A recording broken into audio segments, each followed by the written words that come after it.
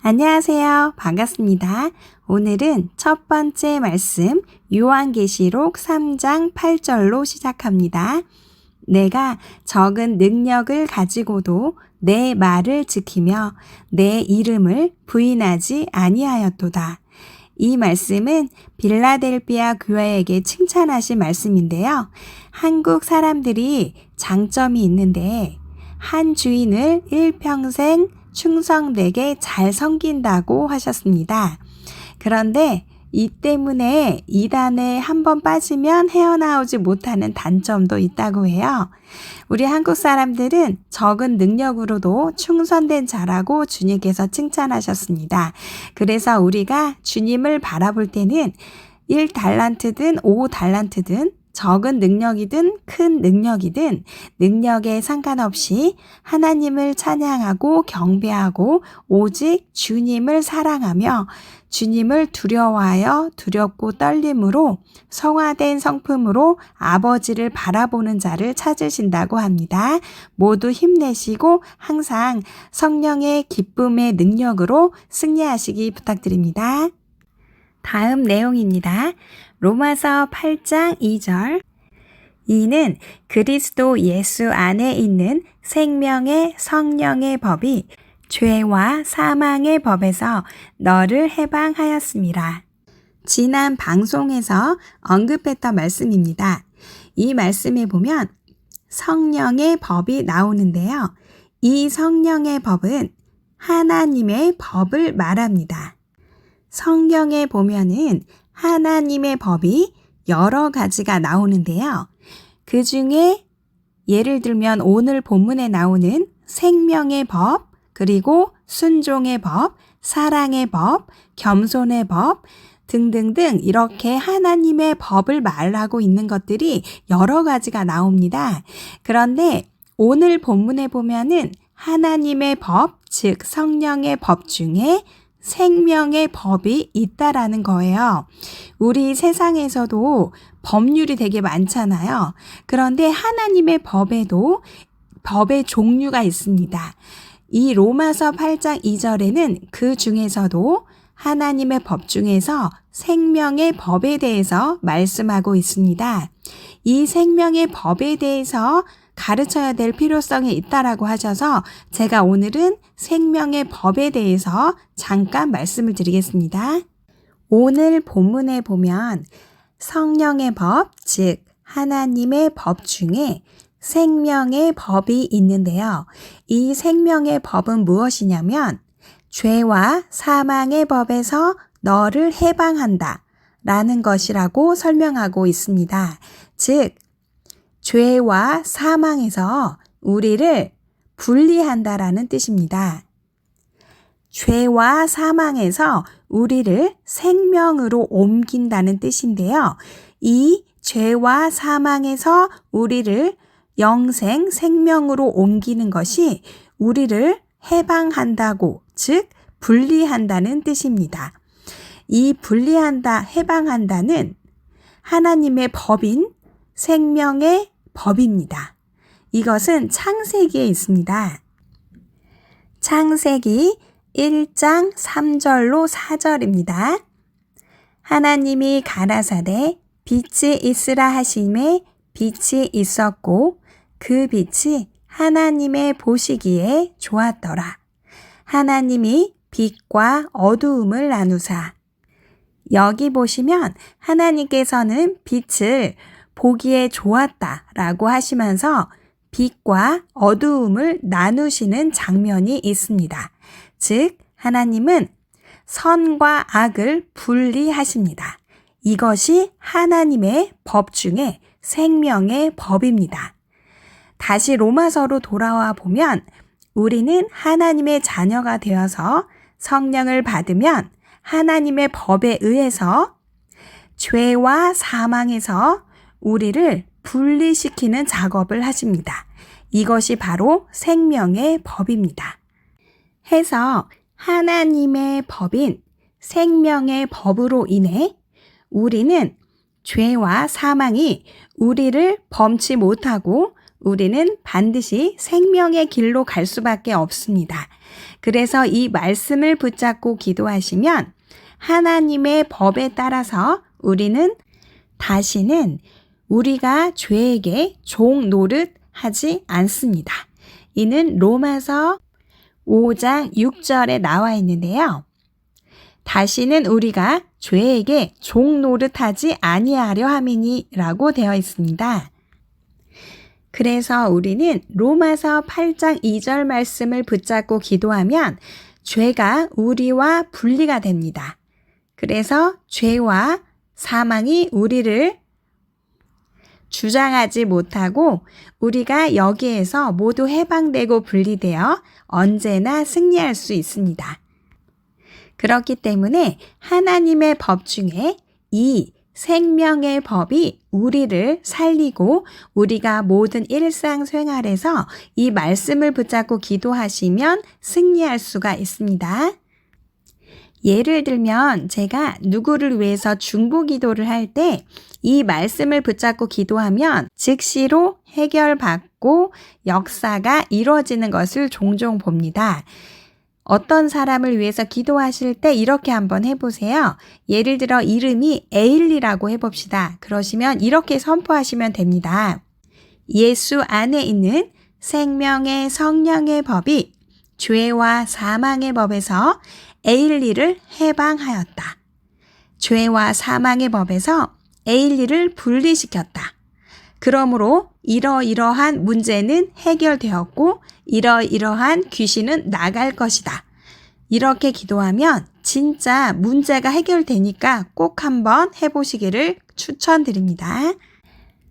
정리해서 다시 말씀드리면 악과 선이 공존할 수 없는 하나님의 법 중에 생명의 법으로 인해 빛과 어두움을 나누신 것처럼 우리는 죄와 사망에서 분리될 수밖에 없습니다. 죄는 우리를 더 이상 주장할 수 없습니다. 저주도 더 이상 우리를 주장할 수 없습니다. 성경에 보면 하나님의 법, 성령의 법이 이렇게 여러 가지가 나와 있는데요. 이 생명의 법이 그 중에서도 가장 중요합니다. 지금부터는 제가 이 하나님의 법에 대해서 말씀을 많이 찾아드리고 승리할 수 있는 비법을 많이 알려드리겠습니다. 그러니까 방송을 하나도 놓치지 마시고 제가 방송에 올린 거는 모두 청취 부탁드리겠습니다. 다음 내용입니다. 지금 화면에 보시는 이 사진은 2045년에 그림자 정부 딥스의 어젠다입니다. 여기에 보시면 영어로 immortal이라고 써 있는데요. 이 immortal의 뜻은 죽지 않는 불멸의 뜻입니다. 즉 이들의 어젠다 중에 22년 후쯤에는 반드시 죽지 않는 불멸의 상태를 만들 것이다 라는 뜻이 포함되어 있습니다. 앞으로는 유전자 가유 기술, 유전자 편집 기술을 이용한 유전자 기술로 인해서 모든 신의 영역에 들어가서 이 이모틀 기술, 불멸의 사람이 죽지 않는 불멸의 기술을 목표로 하고 있습니다. 성령님이 이것을 설명하면서 짐승의 표가 이와 연관이 있다라고 하셨습니다. 이것은 짐승의 표는 단지 매매 기술만 들어가는 것이 아니고요. 이 짐승의 표에 우리가 영생할 수 있는 기술이 같이 포함되어 있습니다. 요한계시록 9장 6절입니다. 그날에는 사람들이 죽기를 구하여도 얻지 못하고 죽고 싶으나 죽음이 저희를 피하리로다. 이것은 죽지 않는 기술, 즉 히땡라라는 성분을 통해서 죽지 않는 기술을 개발하는 건데요. 이 기술이 짐승의 표에 같이 포함되어 있다고 해요. 그래서 우리가 아는 것처럼 단지 짐승의 표는 매매 기술, 매매하는 것에만 연관이 되어 있는 것이 아니고 죽지 않는 영생의 기술이 같이 포함된다고 합니다. 그런데 이 영생의 기술을 저들이 아직은 완벽하게 해결을 하지 못했기 때문에 이 기술이 가능해지면은 그때가 바로 휴거 시점이라고 하셨습니다. 그리고 아까 말씀드린 유전자 변형 기술을 통해서 여러 가지를 할 수 있는데요.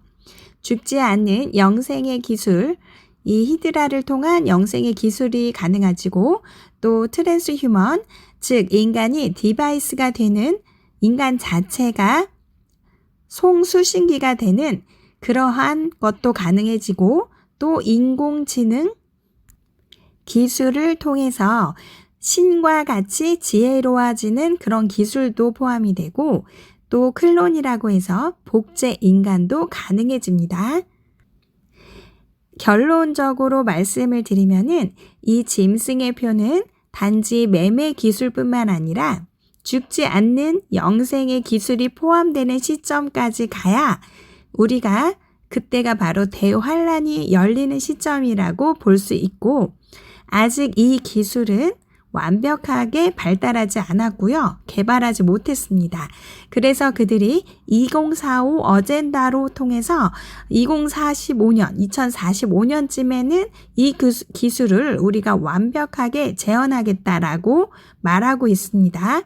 그런데 이거는 하나님께서 허락을 하셔야만 가능하기 때문에 아마도 대환란이 열리는 시점에 이것이 완벽하게 가능해질 거라고 생각이 됩니다.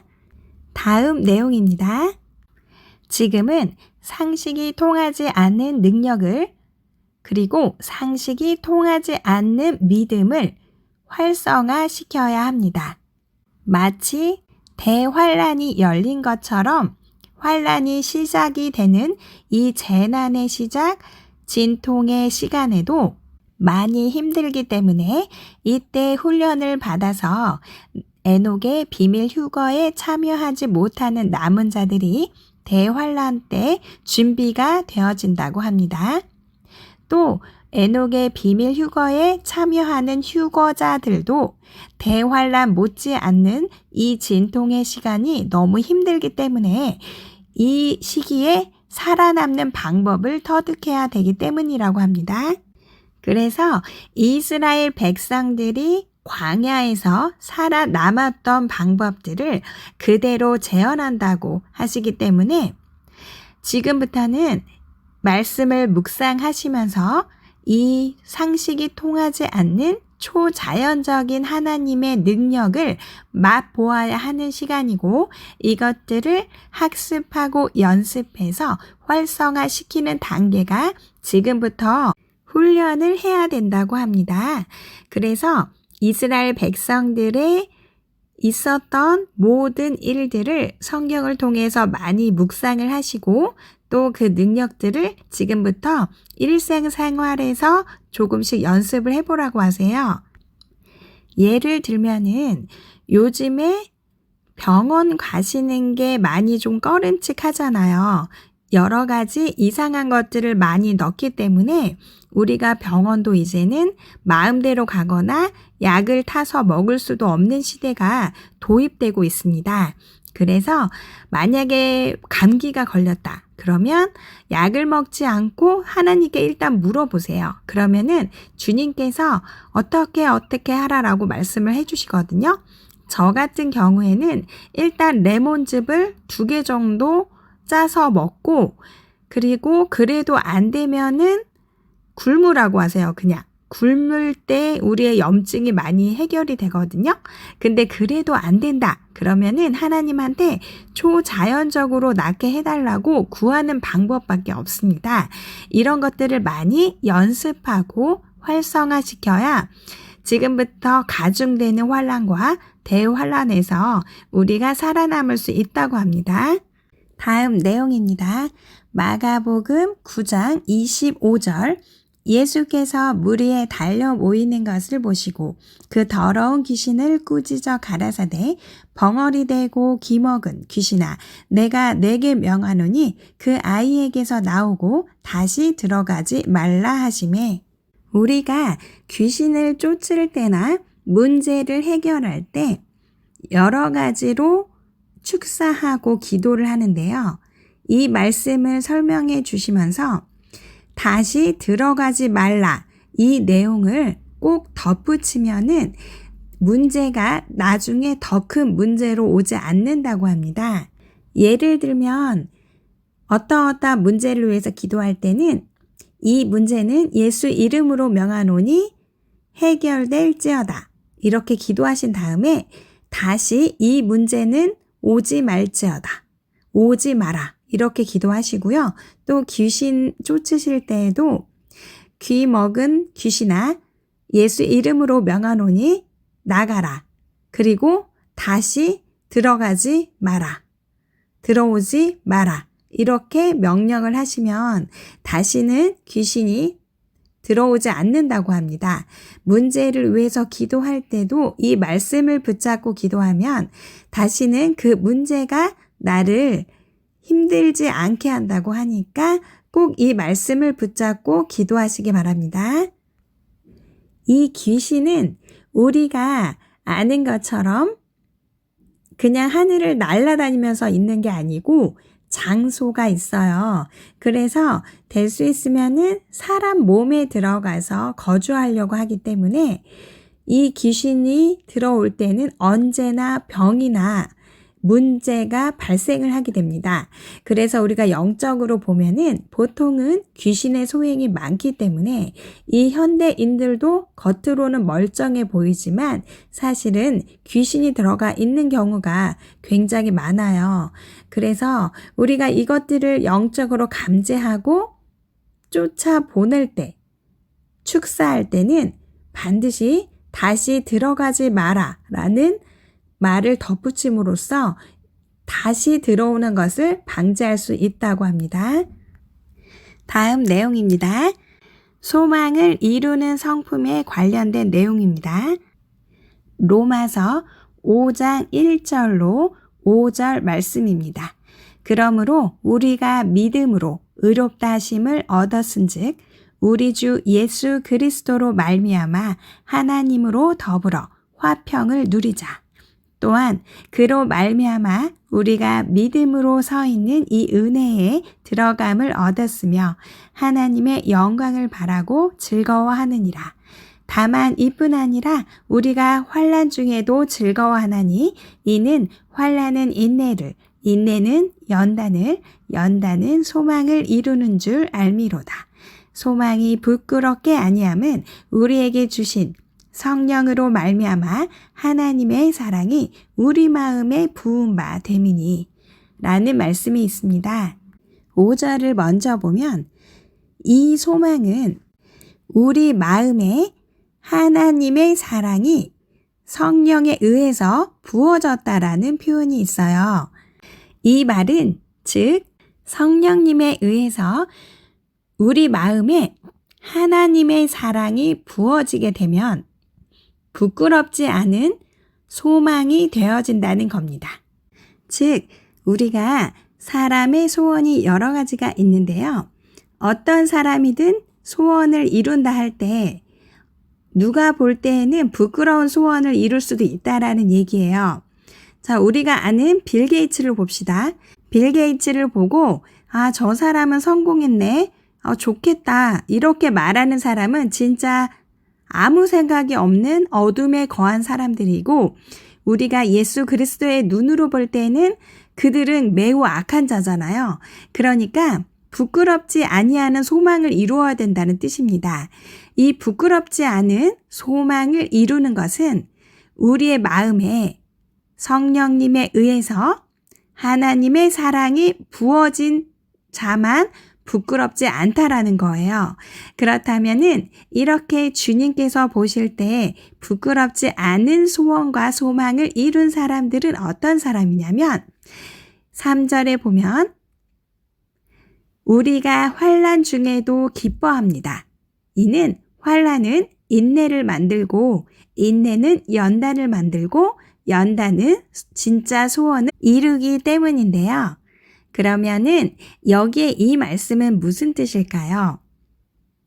다만 이뿐 아니라 우리가 환난 중에도 기뻐합니다.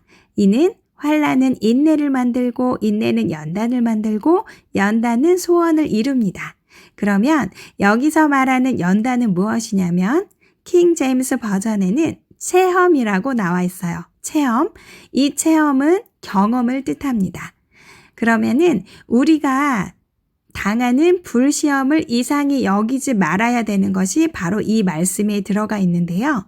우리가 환란을 당하면서 즉 예수님께서 40일 금식을 하실 때 첫 번째 시험은 성령님이 광야로 내모십니다. 성령님이 직접 환란을 우리에게 주신다는 뜻이에요. 그래서 환란을 당할 때에는 성령님이 주시는 불시험이 반드시 있다라는 건데요. 이 성령님이 주시는 불시험을 당할 때 이 환란은 인내를 만듭니다. 자, 인내 단계가 지나면 연단을 만듭니다. 이는 하나님이 주시는 체험, 경험을 만듭니다. 그런 다음에 이 체험이 주님께서 보실 때 이제는 단단해졌다, 아주 성숙해졌다 라고 생각을 하시면은 그때 소원을 이루어 주십니다. 그런데 그 소원은 그냥 소원이 아니라 부끄럽지 아니한 소원, 그러니까 주님께서 보실 때 자랑스러운 소원을 우리에게 이루어 주십니다. 그런데 이 소원은 성령님으로 말미암아 하나님의 사랑이 우리 마음에 부어진 게 바로 결론입니다. 그러니까 우리 마음에 하나님의 사랑이 부어질 때까지 주님께서는 우리를 불시험한다는 겁니다. 이게 이해가 될지는 잘 모르겠는데 제 경험으로는 제가 일전에 신랑하고 같이 약 3천만 원 정도에 달하는 사기를 당한 적이 있어요. 그때 저희한테는 굉장히 큰 돈이었거든요. 그래서 경찰에 신고하러 갔는데 얼마나 많이 힘들고 당황했는지 경찰이 나이를 적으라고 하는데 저희 신랑하고 저하고 둘 다 나이가 생각이 안 나는 거예요. 정말 그때는 이름이 생각이 나는 것도 기적이었어요. 그렇게 힘든 시간이 있었거든요. 그런데 그때 저희 신랑하고 제가 깨달은 게 뭐냐면 우리가 정말 힘들고 외롭고 지친 사람들을 너무 돌보지 아니했구나. 먹고 사느냐고 바빠서 많은 사람들을 돌보지 아니했다. 정말 아무리 악한 자고 내 원수라 할지라도 힘든 사람들은 모른 척하면 안 되고 무조건 도와줘야 돼. 뭐 이런 생각을 했거든요. 그래서 둘 다 되게 겸손해진 적이 있어요. 그래서 이런 의미로 볼 때는 사람은 누구나 경험적으로만 그것을 알아요. 우리가 경험하지 못한 것에 대해서는 잘 이해를 못해요. 아픈 사람이 아픈 사람의 고통을 이해하거든요. 고아만이 고아의 마음을 압니다. 과부만이 과부의 마음을 압니다. 그래서 아는 만큼 체험한 만큼 우리가 긍휼에 풍성한 사람이 될 수 있기 때문에 이런 맥락으로 볼 때 하나님께서 우리에게 하나님의 사랑을 부어주시려고 아버지의 마음을 품게 하시려고 불시험을 주시는 겁니다. 그리고 때로는 우리가 미성숙하기 때문에 성숙하게 하시려고 불시험을 주시는 경우도 있어요. 특별히 조금 큰 사람으로 사용하시기 위해서는 굉장히 많이 비참하게 하시거든요. 아무 이유 없이 불시험을 당할 때가 많아요. 그런데 지나고 보면은 그러한 모습들이 저한테도 있다는 걸 발견하게 됩니다. 그래서 불시험이 오실 때는 우리가 이 말씀대로 기뻐하라고 했습니다. 환난 중에도 우리가 기뻐해야 되는 이유는 하나님께서 우리로 하여금 부끄럽지 않은 소원을 이루게 하시려고 우리에게 이렇게 성숙함을 주신다는 거예요. 그래서 소망이 부끄럽게 아니함은 우리에게 주신 성령으로 말미암아 하나님의 사랑이 우리 마음에 부은 바 되게 이 말씀처럼 기뻐해야 된다는 겁니다. 결론은 정말 하나님 사랑입니다. 우리가 전도를 하는 것도 아버지의 마음을 우리가 알기 때문에 성령님의 마음이 우리에게 부어졌기 때문에 전도를 하잖아요. 우리가 하는 이 모든 것들은 결국은 하나님께서 영혼 구원을 위해서 하시는 일입니다. 그래서 주위에 보시면 목사님이나 교회를 선택할 때 정말 전도가 되는지, 영혼을 구원하고 있는지 그것을 보시면 돼요. 하나님의 사랑이 그 마음에 부어져 있는지를 보시면 됩니다. 지금까지는 우리가 조금 평안한 시대에 살았지만 지금부터는 정말 힘든 시대가 올 거예요. 그래서 이 하나님의 사랑이 우리 마음에 부어지지 않으면 우리가 진짜 힘들어질 수가 있어요. 매일 싸우기만 하고 나 때문에 다른 사람을 죽일 수도 있는 그런 시대에 우리가 접어들고 있기 때문에 성령으로 말미암아 하나님의 사랑이 우리 마음에 부어져야 합니다. 이렇게 성숙한 단계에 가야만 이 시기에도 우리가 승리할 수가 있기 때문에 결론은 하나님 사랑, 그리고 하나님 사랑이 우리 마음에 부어져서 이웃을 사랑하는 것, 이것이 크고 첫째 되는 계명과 이웃 사랑의 예수 그리스도의 뜻입니다. 성경은 처음부터 끝까지 사랑을 얘기하고 있습니다. 이 사랑이 중심이 되어 있지 않으면 다 가짜입니다. 그래서 하나님을 목숨처럼 사랑하시고 하나님의 마음이 부어져서 우리가 성숙함에 의해서 이웃을 사랑하시는 단계까지 꼭 나아가시기를 부탁을 드립니다.